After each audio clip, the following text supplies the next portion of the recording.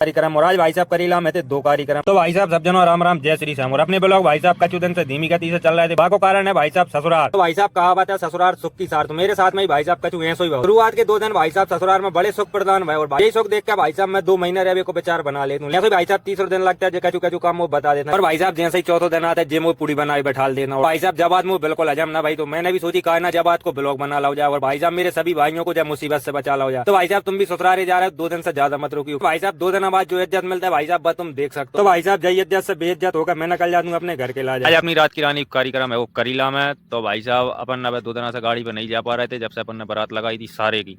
तो भाई साहब अपन ससुराल से आ गए हैं और अब कछु कार्यक्रम अपने तिलक ऑपरेटर ने करे थे, तो अब चल के देखते हैं आज अपनी रात की रानी है। तो भाई साहब हम पहुंच जाते हैं करीला और करीला पहुंच के भाई साहब सबसे पहले मैं चेक कर लेता हूँ अपनी DMX से सारपी चलावे के बाद भाई साहब हम दुकान पर बना लेते हैं मैगी और मैगी खा के हम लगा देते हैं अपनी रात की रानी आज के कार्यक्रम। और आज भाई साहब करीला में थे 2 कार्यक्रम। तो भाई साहब अपनी रात की रानी कार्यक्रम हो जाए चालू।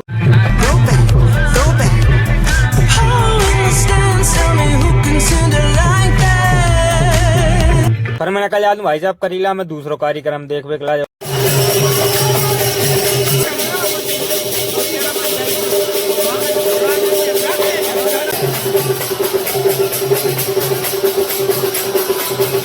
तो भाई साहब आज को कार्यक्रम अपना पूरा हो जाता है लगभग वाली जाते भाई साहब रात के 3 और हम अपनी रात की रानी लेकर निकल जाते हैं अपनी दुकान के लिए। भाई साहब अपन अपनी रात की रानी रख देते हैं दुकान पर और आज के ब्लॉग को करते हैं यहीं पर समाप्त। मिलते हैं अगले ब्लॉग में, तब तक के लिए टेक केयर, बाय बाय।